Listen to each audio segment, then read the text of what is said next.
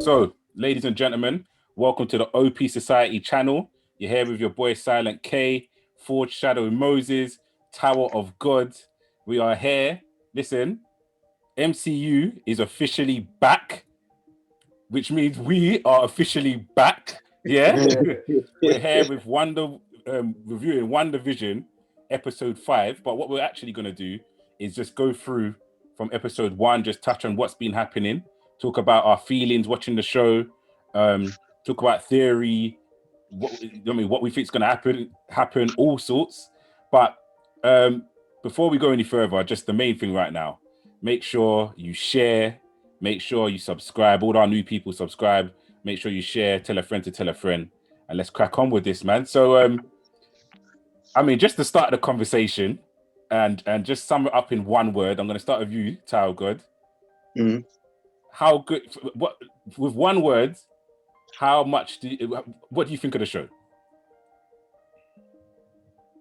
Ingenious. And Forge. Might have to go with Scarlet. I think Scarlet says it all. Do you know what it is? Is like we rarely use that word in any of our dialogue. Like nobody says Scarlet in it, but when you think of Scarlet, you think of something red, passionate, and dark. And I just feel like that's where we're at the moment, man. Yeah. Raw passion, dark, and just that. This is it, man. So for me, it will be intriguing. For me, this is intriguing, and where we are right now is, I think, is what we thought the show would be from the beginning. Yeah. But we'll go through it. So it got it got mixed reactions at the beginning, isn't it? WandaVision, episode 1 and 2. The way Marvel or MCU marketed the show as well, they were very clever with their marketing, because it was heavily just focused on these 2 sitcom episodes at the beginning. And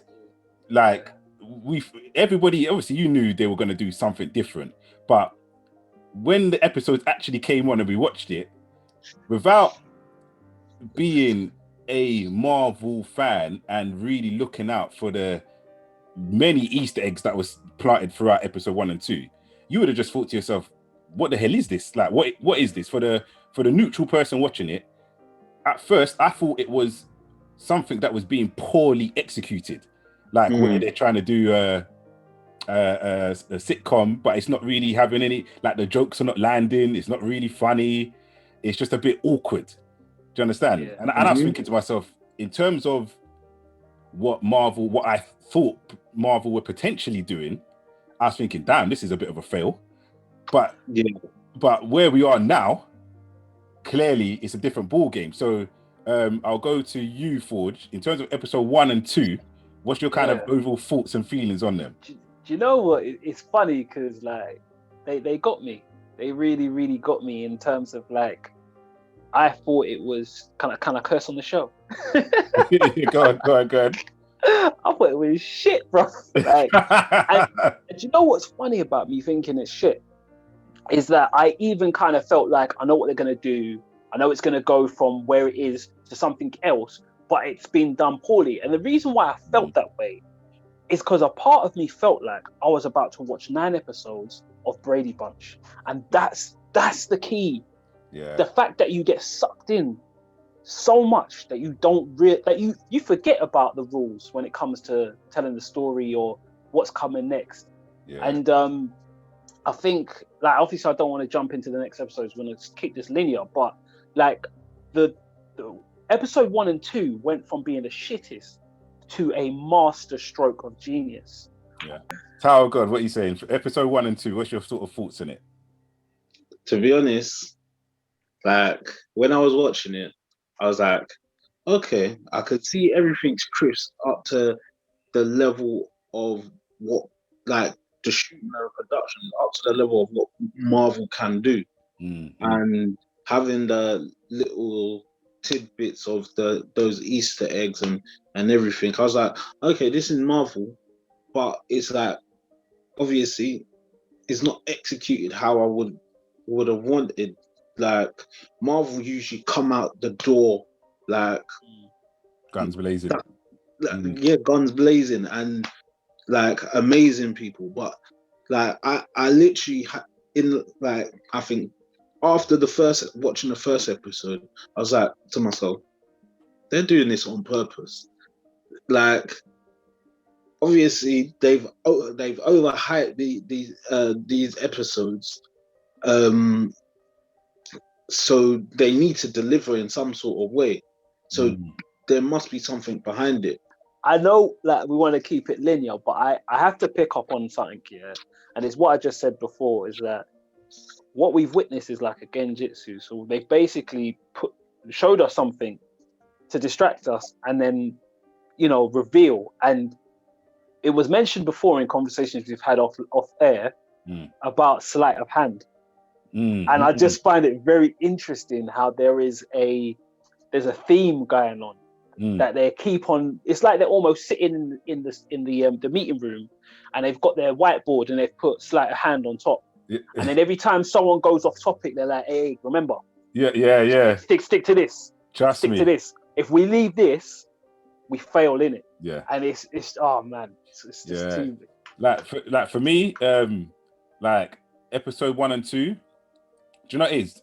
Because especially at the beginning, when Kevin Feige did the whole show run of what's coming up in the Marvel universe and everything, and he was explaining how this is linked to this and this is linked to this.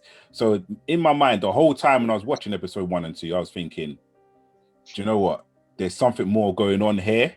This isn't what it is. But then in the same breath, I was thinking, but if what I think they're trying to do, it's not working. It's not funny. I'm not laughing. Why am I not laughing?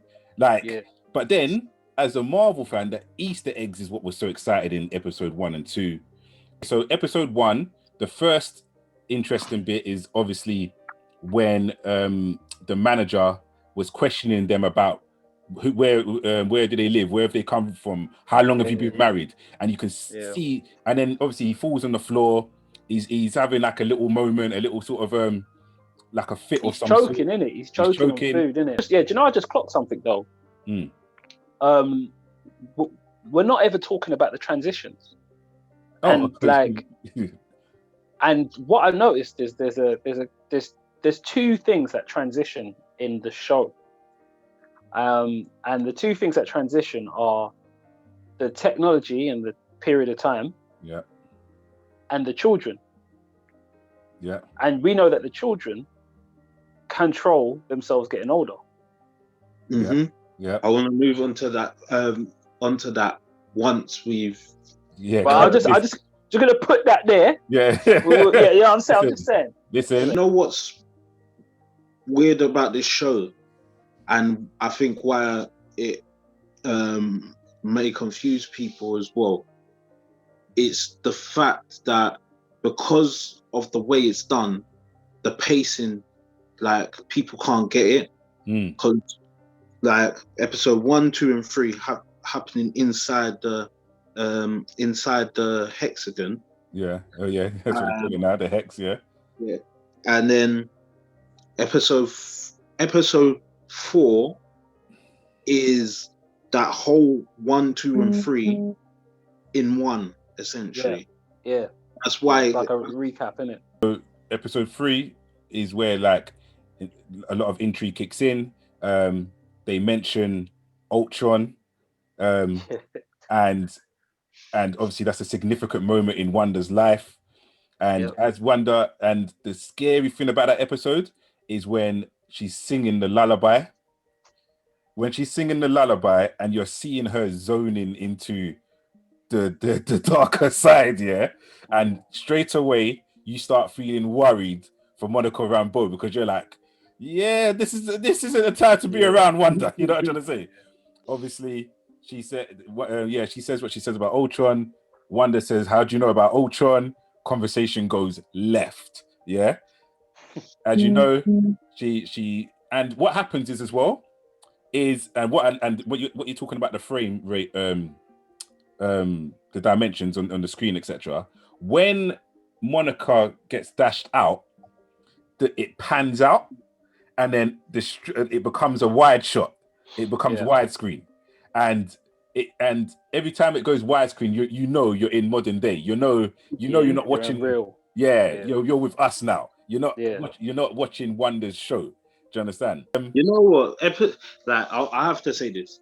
Episode 4, hands down, had the best graphics so far.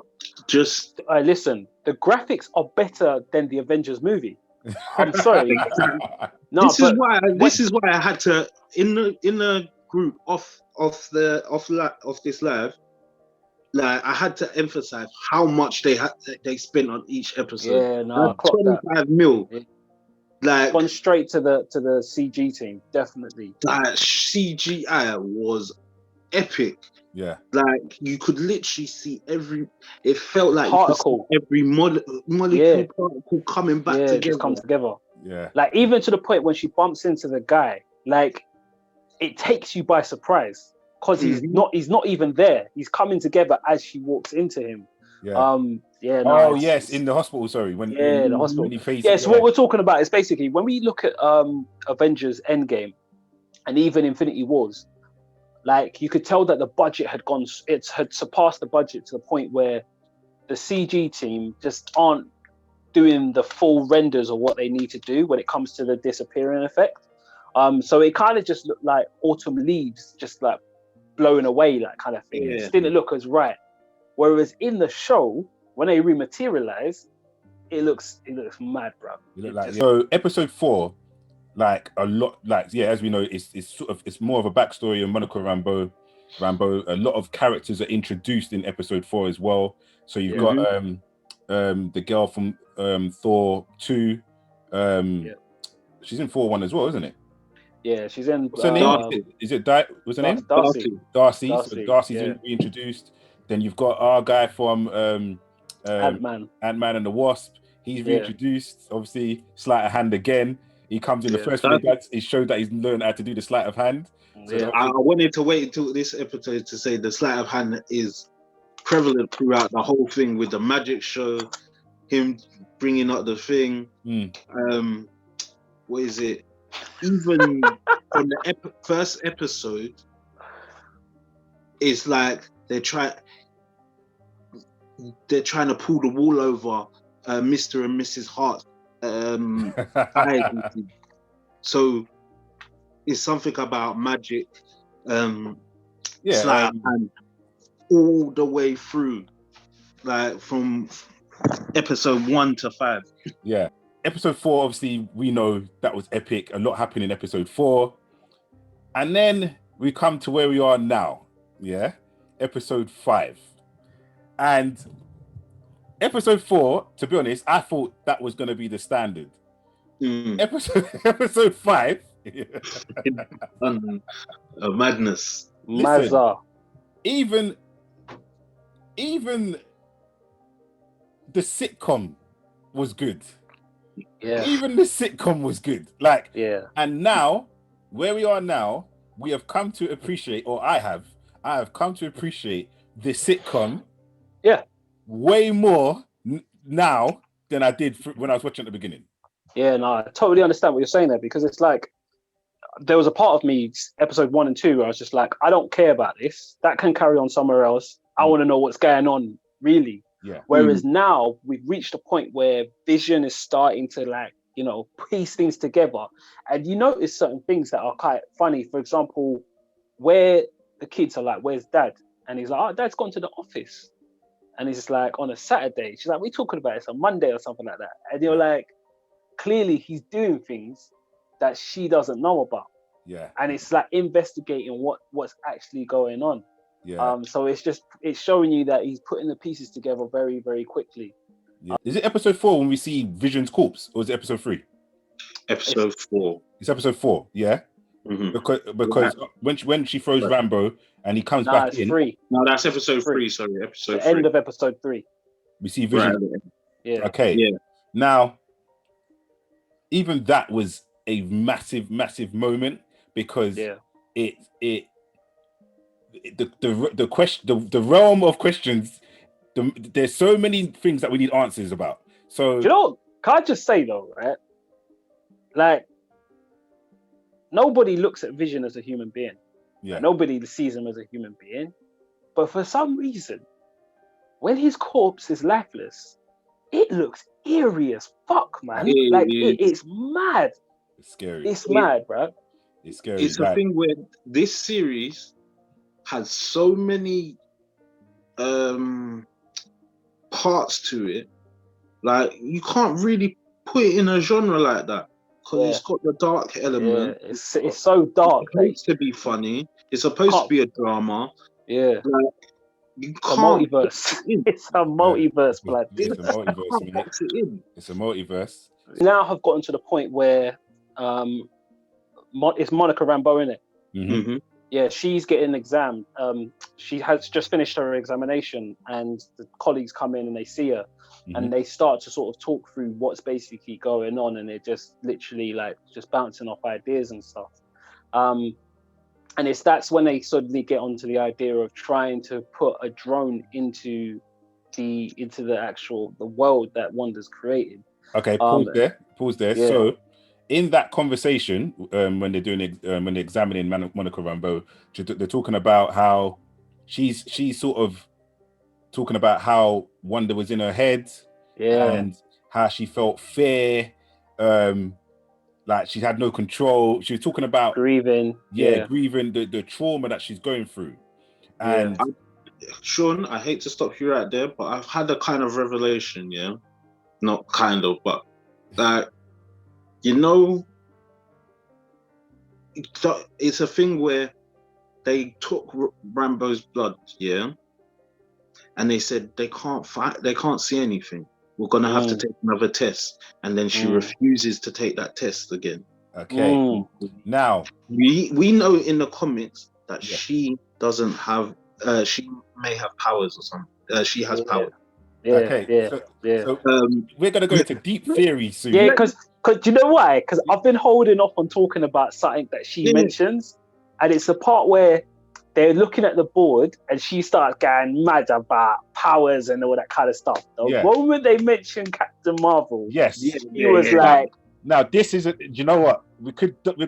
We're gonna come back to this because this is part of the deep theory, because I have questions about how her mum died of cancer, right? And I feel like it's something to do with exposure to radiation, exposure to one of the Infinity Stones or something. I feel it's something to do with this. But go for it.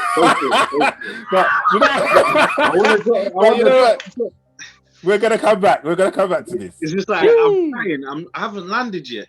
Go. I'll let you land. No. I can't land because we need to. Okay. So Jay, carry on from this bit now.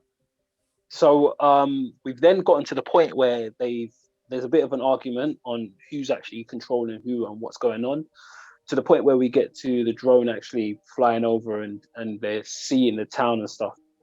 The drone then comes up to Wanda. Hold on, pause there. Okay. So, because this is also very interesting as well. Before the drone even goes in, So is that where they are around the tactical table and they're talking about Wanda? So is that not where they play the footage of her going to take Vision's body? It is. Okay. I want to rewind a bit just before that because I think there's some important information that went over my head when I was watching it. And it's the fact that they're talking about what they would need to be able to go inside without it changing. And they're talking about the different materials and they've come up with some sort of theoretical invention to do that. And she says, well, hold on a second, what if? And then after that, it just didn't make sense to me what happened. And I don't know if she was talking about putting something in there that's already been, like, basically, if it's reversing what it is. No, so what they did essentially was, what if they realized, what if we put something in that doesn't need to be changed? So what they did was get a a drone from that was era. made from that era, which was the 70s or something, which Okay, that's put what it it was. in there, so it didn't need to. Once it went change. through, it didn't need to change. Yeah. Right. Okay, I'm Because with you it now. fits in with that time period. It's a time period, right? Yeah. Okay. So at this tactical table now, even just before, so hold on, is before the tactical table, actually around this same conversation, is this not where they have the Captain Marvel conversation? Is this not where they reference that Wanda? This is where they start talking about power levels. Yeah. They say Wanda could have defeated Thanos by herself. Yeah, they threw that. They sprinkled that in because obviously this has been speculation. Yeah, and then go on, and then they follow up by saying, "Well, Captain Marvel could have done it as well," and that's where Monica Rambeau has the moment, which is like sort of side eyes it a bit. Yeah, side eye. Now listen, we're not speaking about Captain Marvel here. We're speaking about Wanda and how we're going to. But let me just say this, it's not about Captain Marvel. What I find very interesting, is that there seems to be a consensus with the fan base, right? And this consensus isn't a shared opinion when you've gone onto any social media thing. It's just your inner core fan, right? So to give you an example, I've watched the movies and I've seen they're planting things in there that are Easter eggs that the comic book person will see. So when you're watching Endgame, you see Scarlet Witch. She's fighting Thanos, and she's dupping him, right? Absolutely dupping him to the point where he takes an Infinity Stone off of the thingy, the gauntlet, and he has to use it as power to take out. I think that's Captain Marvel. Yeah. So sorry, he's getting dupped by Wanda to the point where he has to call his ships to rain down. So that's the first thing he has to do. So him physically he can't take her on.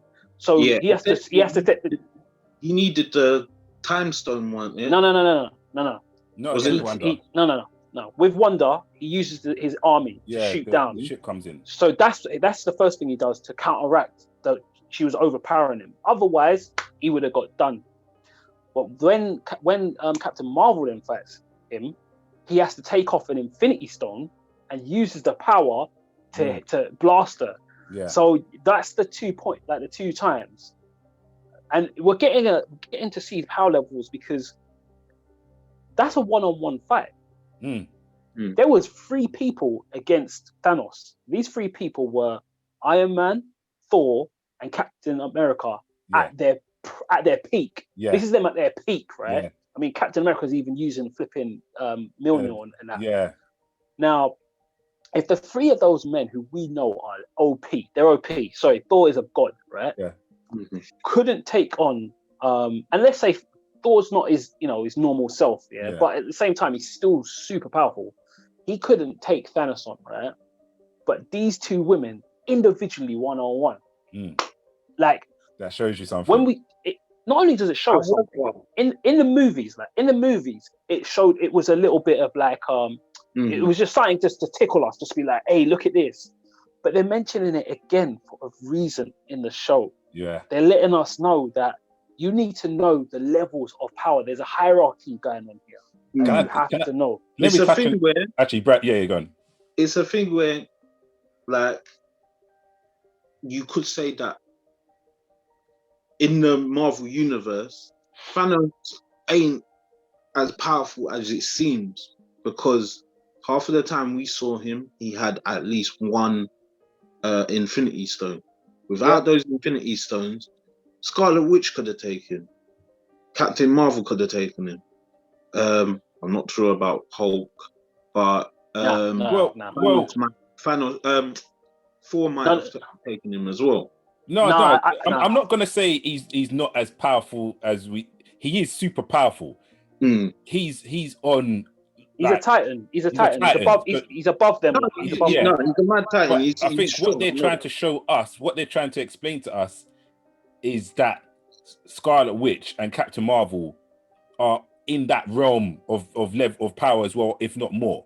So Yeah. what I think Yeah. they're doing with this is they're setting our expectation for what's to come.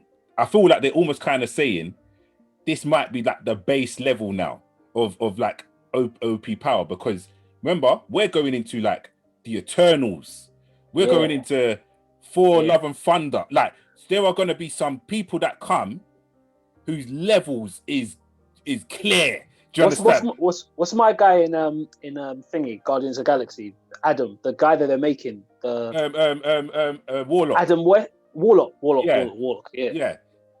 And then they go into the what happened with her going in and breaking Thanos out. I mean Thanos out. Imagine that. And breaking Vision out. Now, I just want to talk on that because that's another thing to discuss. Yeah, Vision's body was in some headquarters. I guess Sword. It was in pieces as well, wasn't it? Yeah, like in 3 pieces or something. Yeah, exactly. And it was in the Sword headquarters. Now, so it went in. Mind you, it went in 3 pieces when they got it, because Vision's only Vision's face was affected. Yeah, only his forehead is damaged. They were doing something to him. Exactly, and this is my point. Yeah. Do you think she knew? And this is where there might be another plot twist. Do you think she knew Sword were trying to weaponize Vision, and she's gone in to take it, and this is why the head of Sword is making it like she's a terrorist? Yeah, I think there could be, because I mean, like you say, there's a lot of things that back up that, and one of the things is this. We spoke on escapism, and escape is a very pivotal word that we should use, because we think she's in there to escape this, where she could be in there to protect. Like, she doesn't want them to come in to take him, and that's what it is. Like, it's all about her love for him, taking him away from whatever their plans were, and keeping them out, and that's basically what's going on. And that's, I know the concept. There's a thing that we haven't spoke about today at all, and it's the moment that her and Vision have a conversation, right? And he asks her the question, "Who is doing this?" And she said, "I don't know at first." She's like, "I didn't know at first." Okay, hold on. Let's carry on with the linear. Okay. Okay. So we're at the tactical table. They have that thing. Then they come up with the whole idea about if we send something in that doesn't need to be changed, would it work? Then they go into the drone. Okay, so then you carry on from there. And I'm going to talk about something very, very important. So do not cut me off on this, yeah? Yeah. The drone's in there, right? There's a moment where Monica Rambeau gets to speak to Wanda. And it's at that moment where the head of Sword is just like, take the shot. And Monica's like, what do you mean? He's like, take the shot. And we get to the point to find out that it's actually armed. They take the shot and the feed cuts off. And that's when it gets to I think the best part in the show. I think the best part in the show so far. Yeah. And it's where they get some security things go off, right? And they walk outside and she steps out. The way she steps out of that dome. It's cold. Mad, bruv. It's cold. Mad, bruv. It's cold. I believe this is yours. Drags the thing down. And she's dressed in the end game attire. Yeah, she's dressed in. And do you know what? There's one thing that we've never spoken about here.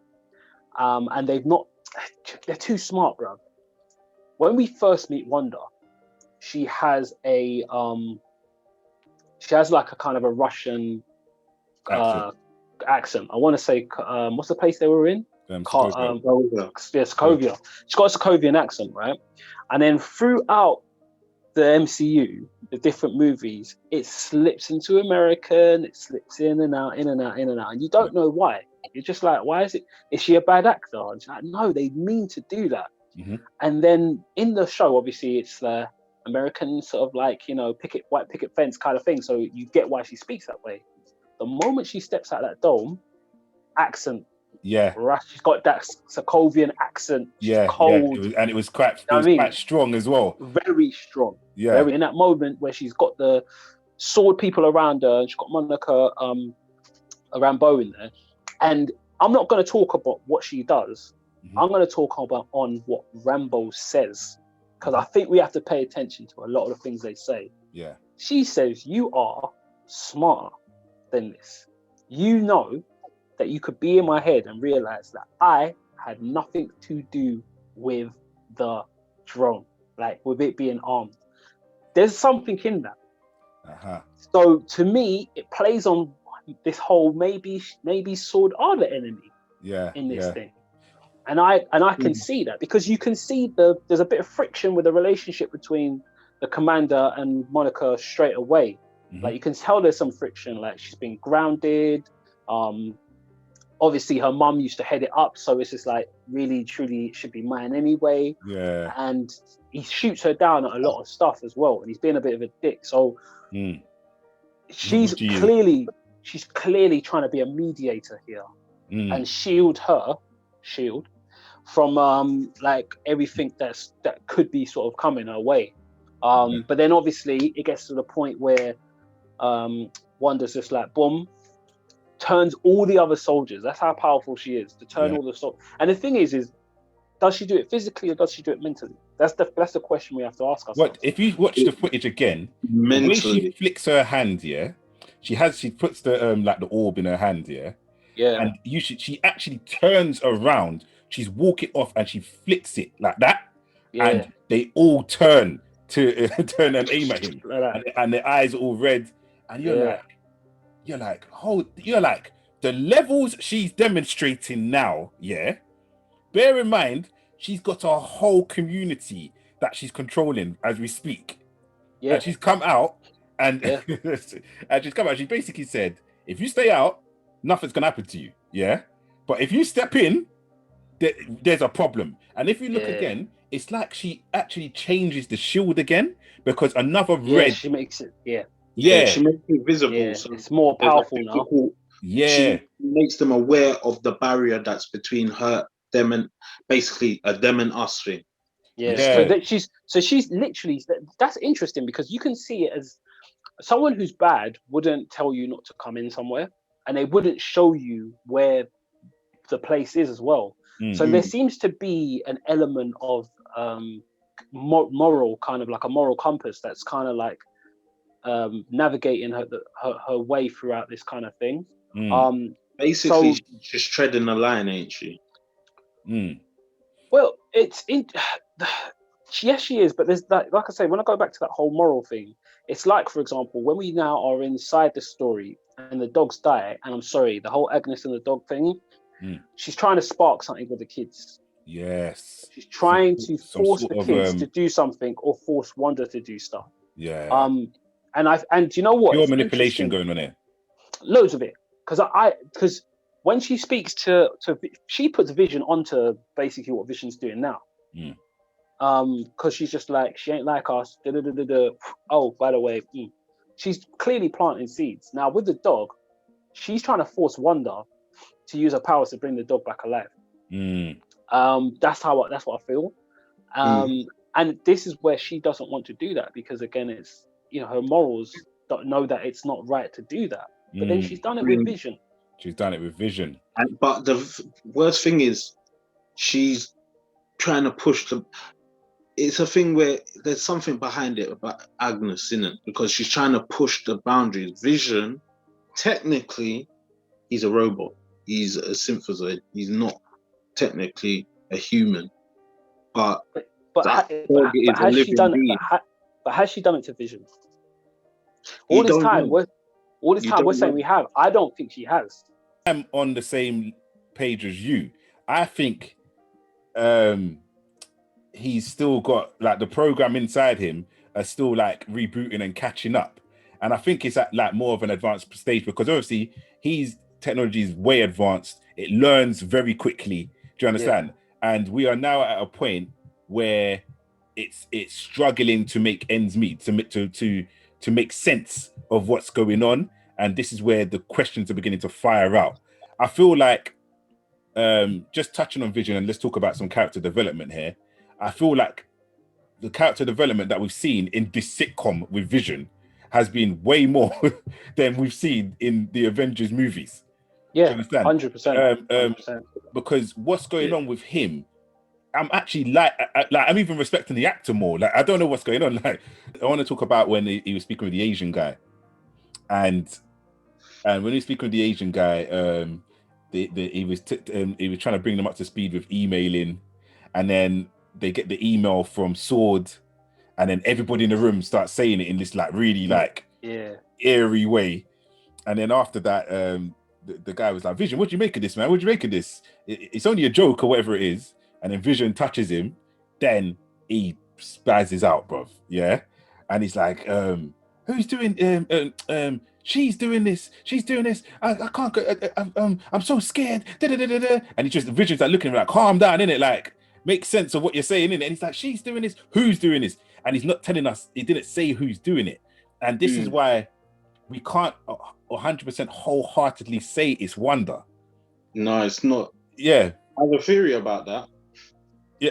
Okay. Yeah. So go on. What do you think? So I believe it's not Wanda that's completely controlling this hex. She's not like, if she was controlling it, I don't believe she would be able to keep that going and come out and still keep it going and do other stuff.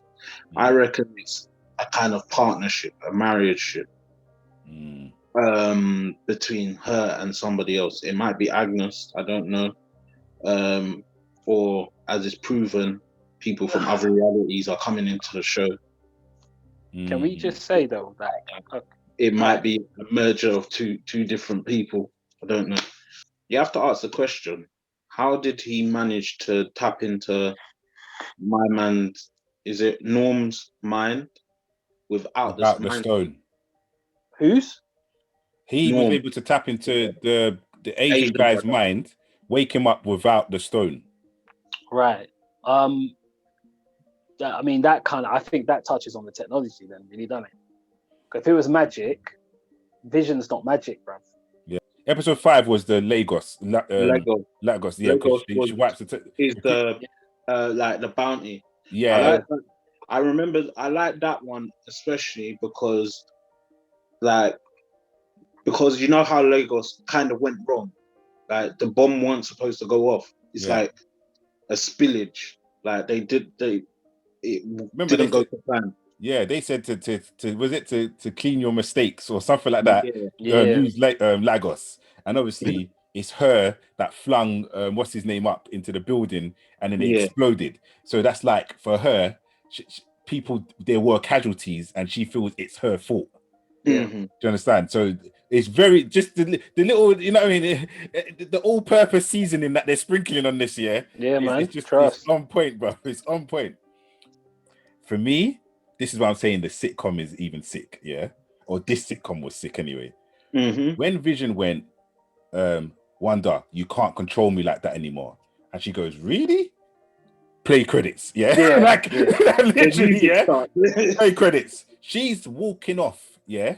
And he's like, no, you can't do that. Like, you can't be doing this anymore. The credits are going on. It's like, this is mad. And then they go into the living room, and then Vision goes, stop lying to me. Yeah, the way he barks at her mad, innit? Yeah, he barks at her mad. Like stop, and he really powers up now, yeah? She powers up, and then he's saying what's outside of her. She's like, you don't want to know.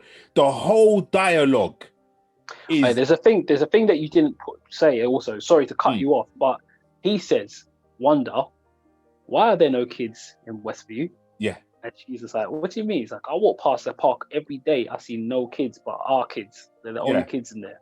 Yeah. And like, that's another thing that you got to think about. It's like, there's people that are hostage, but why are there no children that have been kept hostage? Yeah. Is there another moral compass in terms of who is orchestrating this whole thing? Will they not do things with kids or something? Like, you know, so go on. Sorry, man.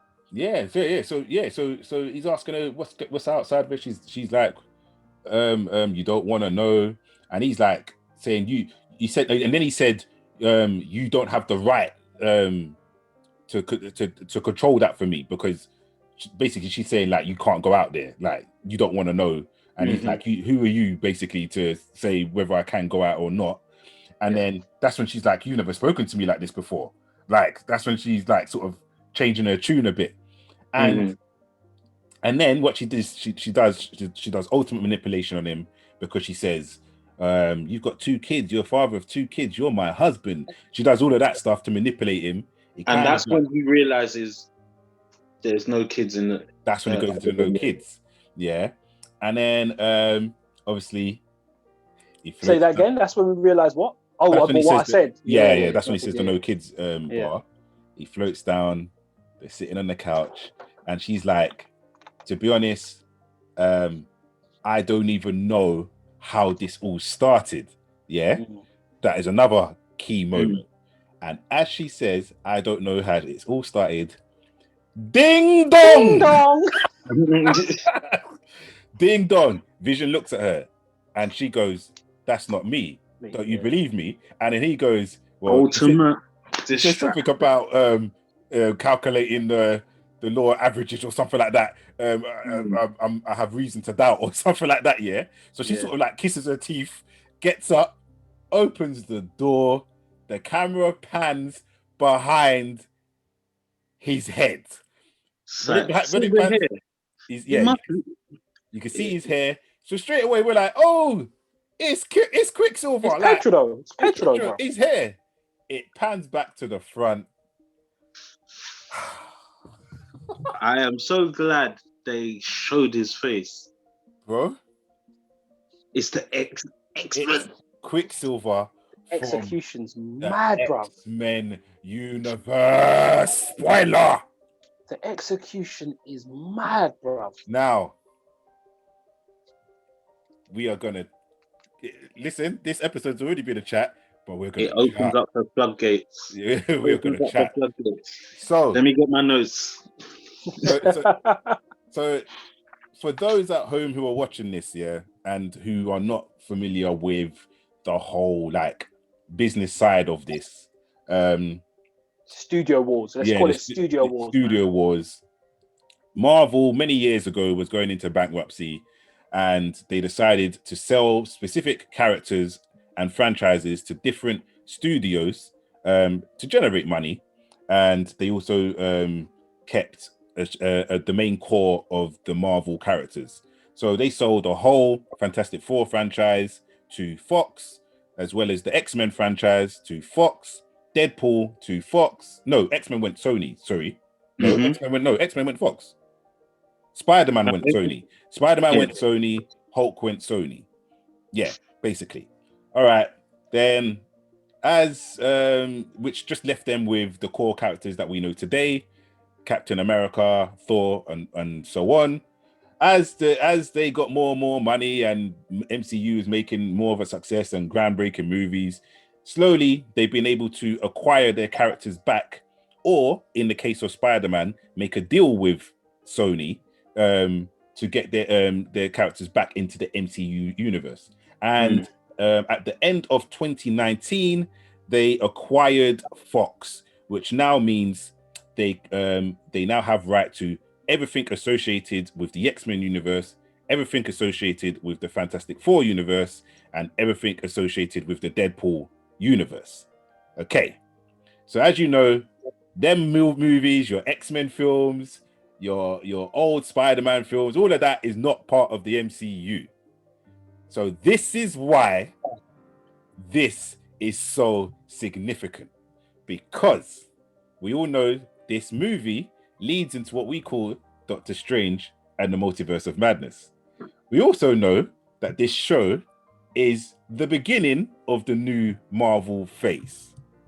And what they've done in halfway through the season is, instead of bringing back what we know as the original Quicksilver actor, I think his name is Alex something, from Avengers Age of Ultron, they have now brought the actor that plays Quicksilver in the Fox X-Men universe, which in itself raises many, many, many questions. So I'm going to go straight to Forge. What is your thoughts on all of this? I mean, Listen, when you tell stories, yeah, what you're meant to do is you're supposed to paint a picture in the side person's head, and you create imagination in it. That's what imagination is, in it. It's like moving pictures, and you get to a point where you try to anticipate the next frame when you're watching something. Mm. The way that they placed Pedro's head, right, and the timing of anticipation for when they're going to pan the camera around kept them waiting for it, and they didn't. It's like they moved. There's a little jolt of the camera, and they stop. There's a little jolt. They're making you like, okay, why isn't it moving yet? Mm. And they're playing with you. They're teasing you because they know what's coming, but you don't. Yeah. Like, you know, oh yeah, it's Pedro, it's a brother. Genius, man, absolute genius to be the Quicksilver from the X-Men, from Fox, from a totally different studio. Amazing. And do you know what's funny? Like with Tom Holland, you know, we thought that was the best of how they could do it. Like when they dropped Spider-Man to us, I was like, the fuck? Spider-Man's in Avengers. Like, Yeah. I mean, comic-wise, of course, but like, wow. Yeah, cinematics that happened. Yeah. So to do what they've done now, like, listen, when they stand up in front of their audience and they're doing their Comic-Con and they're letting you know what's happening and stuff, but they feel like Steve Jobs bringing out a new iPhone. Like they do. They feel like Steve Jobs because they know they're creating amazing like products, because they're actual products. What they're creating is amazing products that are going to stand the test of time. But anyway, I'm thinking, who's going to play Wolverine? That my mind moves like, my mind's like, who's going to play Wolverine? My mind, like, what? I don't know if the fan base is there for it, but I've been calling for Scott Summers to have the real movie that he is meant to have. Scott Summers is on the level of Captain America when it comes to Boy Scout. Yeah. This is my team. I'm a diehard captain. Like, the Scott Summers we've seen over the past, he's a leader. The Scott Summers that we've been seeing is not the Scott Summers that you see in Marvel versus Capcom when he's doing his mad beam cannon. That we want that Scott Summers. You know what I'm saying? Yeah. So, I mean, like, it opens the possibilities of now. We're no longer in the studio. We're in the MCU, which is live action comics. Are we gonna see the X-Men of levels, the levels that we've been expecting? Listen, so Tower of God, what are you saying? Yeah. This episode, what they've done with it is just open up the floodgates. Literally, like, the execution of it. I'll get onto the execution of the series as a whole so far in a bit, but the execution, just like, it had me in anticipation. Like, I thought, like, when I first saw it from the view behind, and then it panned to like a second view from behind, I was just like, wait, are they going to like leave it on a cliffhanger and not give me what the face is? Like, I need to confirm that this is Quicksilver. If they left it on a cliffhanger, I would have been beating up walls. I would have been Start punching at the wall. Like I would have actually been annoyed. Like, and like, it's a thing where to make your audience feel like that, you've done well and accomplished something so good. I want to speak about this surprise element that they did, and I want to go back to the concept that Forge said about them being in the boardroom and pointing at this sleight of hand, like, listen guys, we've got to stay on track of this. I feel like they're in this boardroom, all of these people who are writing this and constructing this, all in this boardroom, and they're like, hey, you man, listen, yeah, when we drop episode 5 on them though, yeah, then watch what happens, yeah. And I feel like they're all in the room, just like, they're gassed, they're laughing, they're gassed, they're like, nah, listen, them man are not ready though. Them man are not ready. I feel like that's like they have they're like they have planned this perfectly, and this is why it's been executed so well, because when it panned round to Quicksilver's hair, even then I didn't even think this is going to be the Quicksilver from the X-Men movies. Even then I wasn't even questioning why you're not showing his face, because we all know that's Quicksilver's hair. Do you understand? I wasn't even questioning it. Even then, it's when I saw his face, the penny dropped. I said, "What?" I literally went, "What?" And it was so significant because but going back to the boardroom, they've been telling us this whole time that the X-Men and the mutants, none of that is coming for at least 5 years.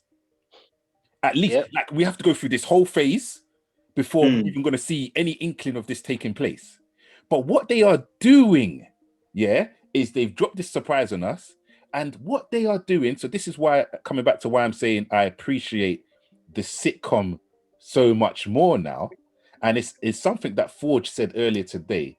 They are using the sitcom to shape the rest of the universe, the Marvel universe, because in this sitcom, you can technically write in anything you want. Technically, you can write anything in. Do you know what's funny, Sean? Yeah, sorry, K. You know what's funny? Yeah, Kevin Feige, when he comes out and he says stuff, he doesn't lie. Yeah, he bends the truth, and he said that we're not going to see any X-Men for another 5 years. WandaVision is moving in time, bro. It's true. It's jumped through it's gone from the flipping 50s and 60s to now we're in the 80s. So time is actually progressing. And listen, go back to the 5-year statement. How old were the kids and how many years did they jump? 5. From 5 to 10, bro. Hey, them man need to drop the mic. Them man need to drop the mic. Them man need to drop the mic. Them man need to drop the mic. They need to drop the mic. They need to drop the mic. So the actress that plays Wanda, she got interviewed recently, and she said she can't wait for us to see a cameo that's on the level of. Sorry, before I say it, Tower of God, have you seen Mandalorian? Yes. Okay, cool. For those at home, have you seen Mandalorian as well, Forge? You up to date with that? Man. Yeah. So for those who've seen Mandalorian, at the end of Mandalorian, Luke Skywalker comes back. She said she can't wait until you see the cameo in this show that is on the level of Luke Skywalker coming into Mandalorian. Yeah. And she was not referring to this cameo of Quicksilver. Really? Yes. She's not talking about Quicksilver. Someone is coming by the end of this season, and because they've done this, it's opened up the realm of possibility even more. Bruv, it's Magneto, bruv. It's her dad. I don't care. I don't care. So I want to move a little bit away from the studios, and I want to know more so about what is real and what is not real. So we know that so far the town have been kept hostage, and the only things that are in the show or that are actually tangibly real or not real is her kids. That's the only thing we're just like, what's going on there? But her brother, Quicksilver, he's an anomaly because who is he? That's the question you have to ask yourself, because everybody in there so far is either, like I say, hostage, is Wanda, all that kind of stuff. How did he enter? What is he? As opposed to who is he? What is he? I do have a theory, a kind of theory. It might be a thing where Agnes ain't really from the same place as where this Westview is. Like, don't you find it strange, especially in these last 2 episodes, that Agnes has not been touched by Vision, but she has some sort of awareness of the world as well? Because remember, in the episode, she says, "Can we go again?" Oh, a okay. vision. No. I want to touch on that, but Forge, go on, because that's very important. How is Quicksilver here? How? I mean, has he go on? It's a thing where I feel like Agnes and Quicksilver, she's instigated that, where she's not from that place, but she's brought over that as a distraction. Again, sleight of hand, because that situation was becoming out of control.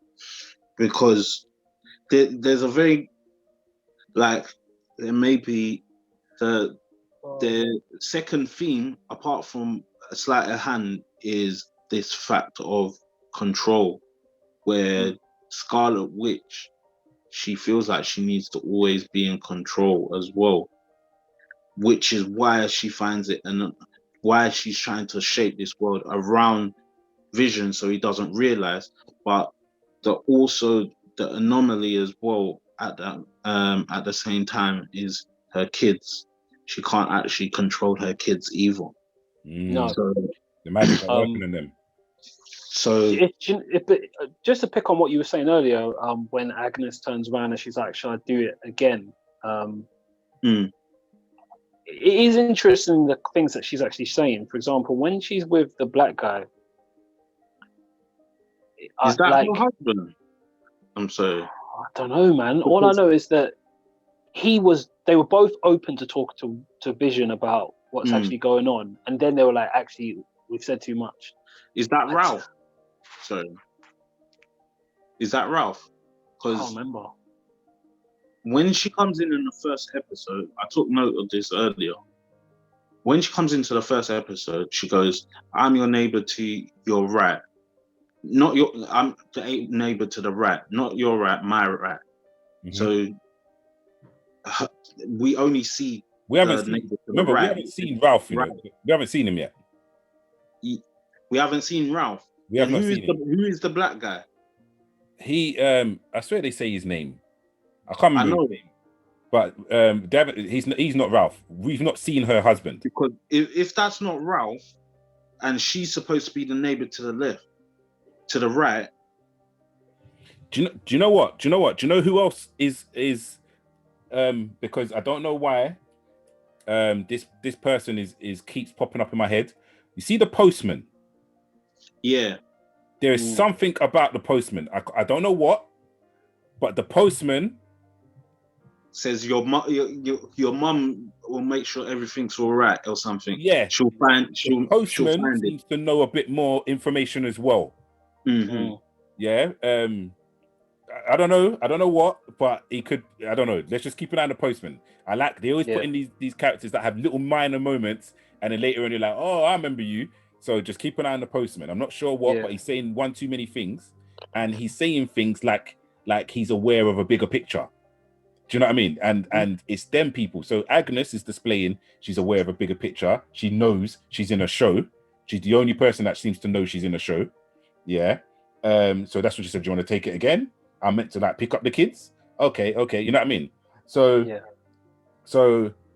it's obvious Agnes has a massive part to play in this. But once again, major question is, how is Quicksilver here? Because Wanda did not make that happen. So how is Quicksilver here?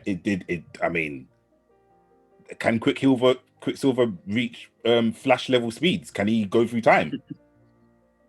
Can he go through multiverse with his speed? I don't know. Well, let's think about it. They're in a time bubble. That's why everything that goes in gets reverted to its equivalent in an older time. So when they, like you say, they put the drone in, it didn't change. So if they're in a time bubble, he's either a baby or he hasn't been born yet, for example.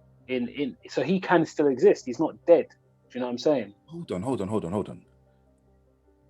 He's in X-Men Days of Future Past, right? Yes.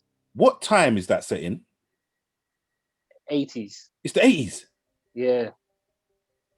So if it's the 80s, he's that Near enough at the same time. Quicksilver is in that time period. Yes. He's not only is in that time period, but I'm sure he does something that may come into contact with where they are. I don't know why, but there's something in my head. He's in that time period because he's there when obviously when Xavier and that is young. Yeah, he's got the Walkman. That's why he's got the Walkman. Yeah, and he goes in. Yeah, and he goes into the X-Men tower or whatever it's called, and he gets everyone out of the fire. In it, that's that infamous scene where he slows everything down and he's having a laugh doing it. But that's in the 80s, isn't it? Now I know what's in my head. When they go to his house, and yes, it is in the 80s, they find out that he does stuff, and I can't remember what it is, but he does certain things that are FBI level kind of things. I need to go, but I'm going to go back and watch Future Past because I feel like there's some Easter eggs in his room. You know, when he's in the room and he goes over and he gets the guy's wallet out of his pocket and he's just like, okay, he's doing all that. Yeah. There's things in his room that he's doing that for some reason I think they're connected to how he could be in there. Like, I don't think what they've shown on the walls, they've said they've planted it there for WandaVision. I think the creative team have looked in there and goes, do you know what? We can use that. See that in there? Yeah, we can use that. That's what I think it is. Like, if and so for those who are watching, please comment below. But if my memory serves me right, Quicksilver in Days of Future Past is in the 80s or the late 70s. Yeah, it's in that. I'm sure that's the time period. It's a young Magneto. Do you understand? And that's where they're all in the X-Men tower. And can I also talk about just the sinister side of Wanda as well, yeah, and her character development. Her journey,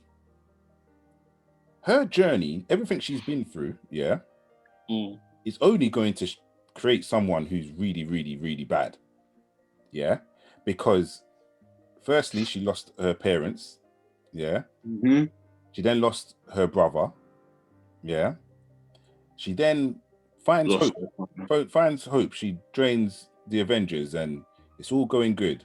She falls in love and then she has to make the most difficult decision of her life, yeah, where Vision says it's only you, yeah, that can take this stone out of my head. It's only you. She's bawling her eyes out. She makes this big ass decision. She uses her ability. She takes the stone out his head. He dies. And what happens? Thanos comes and says, "Big man, press rewind." Brings him back and kills him. That's only. Do you know what's mad about that scene? It's gonna mess her up. The Rock is bigger than what you think it is. Like, when he takes the Rock out of his head, it's about the size of a bowl. Like, it shows only that much, but it just breaks his head open. It's mad, bro. Going to make all of that trauma. Yeah. She's got next Trauma's level crazy. trauma. Yeah, no, she has. She's got next level trauma. So for me, and then we're only speculating what Sword was going to do with Vision's remains. We only speculate. We don't know. But for me, she's in a dark place. Think that the level of ability that she's showing, and I think she's going to do something really bad. Something bad is going to happen. She's going to be the cause of something bad, yeah? Or it's going to happen via potential external manipulation that's going to make her do something bad. Or she's going to kill somebody by accident or something like that, yeah? But remember, going back to when we was discussing her power level, her ability, yeah? The levels that she's on. And we know this is going to tie into Doctor Strange and the Multiverse of Madness. We know Marvel are going cosmic, yeah? I think long term for her, she's going to have like a really like sort of sad story. And I think she's going to have to be taken off of Earth to be sort of kept Quarantine? somewhere that is on the ability to actually hold her level of power. You know, like some sort of space prison or something. I don't know, but I don't think Earth is going to be able to contain. Like, there's going to be no place that can contain the level of her. They're going to have to somehow. She's going to end up in another planet. It could be a possibility. I kind of sometimes feel like when it comes to Marvel, there's no plot holes. And a plot hole that I kind of feel there is in Doctor Strange is Cheertu, the character that he is. He's a good guy at first, yeah. And then when he goes around and he's stealing all the sorcerer's powers, right? Yeah. And I feel like we've just forgotten about him. And I kind of feel like maybe he may have something to do with what's going on at the moment. Also, maybe. Maybe. Yeah. Because I kind of feel like, and I'm leading on what you're saying, is that we're not going to conclude Wanda's story in this TV show. That's not what it is, because we know it's setting up for the multiverse of madness, and she's going to be in this movie, and that's why I feel like if we lean on Doctor Strange's movie and take some of the things from there, that could be what could be mixing in with that. And just to add again, because we've said a whole lot of stuff, and I can imagine like those who are watching it and those who are going to catch up and watch it, like theories going through the roof right now, and there's a lot to say, but it's just little other little things that I just want to throw in that I feel are exceptional. So the whole, and I've said it off camera as well, with I feel like Sword, or basically the audience, Sword represent us at home watching the show. So the questions and the reactions that Sword are having is exactly the same reactions that us at home are having. So when Quicksilver comes back in, what's her name? Dara? From 4. Darcy, yeah. She actually comes back and she's watching the show. Remember, she was leaving and then she was like, hold on a minute, who's at the door? And then she came back and she said, and she represents us because she's like, I'm invested. I'm liking the show. You know what I mean? She's bearing to the show. And so yeah, I think it's excellent how they're executing that. And then she goes, what? They've recast Petro? And I question, have they even recast him? Is it just not a multiverse version of him? The other is because you know what? She even looked at him. She was baffled. Like she's baffled. Yeah. Then she goes, Petro. She hugs him. He says, what is it? He says some funny bar, some funny lyric. I'll come home for my little sis or something like that. Yeah. But she looks a bit baffled as to who he is. But then to stay in line with the show, she hugs him because remember, he's Vision. You know, Vision has met Pietro before, yeah? Has he? Yeah, he met him in Age of Ultron. Yeah, because they all go to fight Ultron, so they're all together. He knows him. He's met him. However, but then again, Vision's memory prior is gone, isn't it? So he can't remember. Yeah. But he has actually met him though. He has met him before. So on the flip side of it, then Quicksilver is asking, "Who's this guy?" Remember, he said, "Who's this? He said he used the term for Vision. Who's this guy? So if this was just a recasting, that he would know who Vision is, right? But so they're clearly showing you that it's not a recasting. It's not a universal. Recasting. Yeah. Listen. Oh, this is more. One more thing I want to add, as well, is that we haven't spoke about Rambo, ducking, speaking about Captain Marvel, and let's go into this. My thing is they take her blood. I reckon it might be a case where she, and they take her blood and they say they couldn't get a result from her blood, or it's like something's missing from her blood. They need to take the test again, and she refuses. Because George touched on it just a little bit as well. saying her mum may have died from cancer because of the radiation. Radiation might be coming from Monica because she might have her powers by now or something like that. So I'm going to let you carry on. Can I just to jump in that mum, the cancer thing? Also, in the same time period, who else's mum died from cancer? You might not even remember. I don't remember. Star-Lord's. Star-Lord. Yeah, for the same reasons. Yeah, for the same reasons. Exposure. Yeah. I think, yeah, because obviously, what's his name comes down. His dad's a god, ego, the planet god. Yeah. Ego. Basically, remember, he's a celestial. Yeah, he's a celestial. Yeah. Remember? Oh shoot! Yeah. 100%. And sorry to add to what you're saying, there's proof that it's detrimental to human health because in Guardians of the Galaxy, when a human tried to touch the Power Stone, he blew up. And then the only reason why that Will was able to is because he's a demigod. That's why he was able to hold it to a little bit, and then the rest joined their powers together to hold them together. So there is it's clearly they are harmful in a massive way. And and I know, like, let's just to speed it up. I think she's upset that she went away. I don't think it's anything to do with her mother dying. I think she's upset with Captain Marvel because when she was younger and in the movie, there was a bond there, and then she just bounced.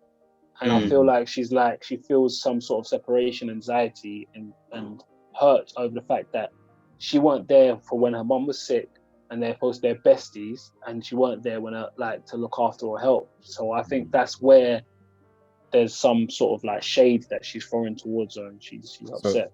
So, ladies and gentlemen, listen, if you've been enjoying or watching WandaVision, please drop a comment down below. Let us know what your experience has been. Drop your theory down below. What's going to happen next week? How do you think this whole show is going to end? Who is going to come in? Are we going to get any more surprise visitors? Surprise people from the MCU universe? Please let us know. Don't forget to share this video. Don't forget to subscribe as well. It's very important. We need that support. But yeah, man, WandaVision episode 5, man. You're here with Silent K. You're here with Forge. You're here with Tower of God. Until next time. Peace.